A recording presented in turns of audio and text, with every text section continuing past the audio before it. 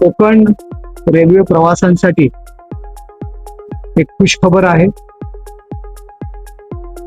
भारतीय रेल्वेने कोकण रेल्वे मार्गावर छत्रपती शिवाजी महाराज टर्मिनल्स ते सावंतवाडी ही नवीन एक्सप्रेस ट्रेन लवकरात सुरू करणार आहे.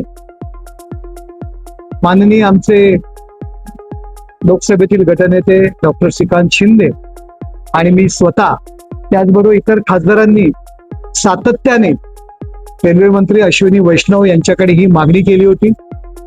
ही मागणी मंजूर झालेली आहे. काल सुद्धा मी प्रत्यक्ष भेटून या संदर्भात मागणी केली होती. यापूर्वी सुद्धा सातत्याने याविषयी आम्ही आवाज उठवला होता.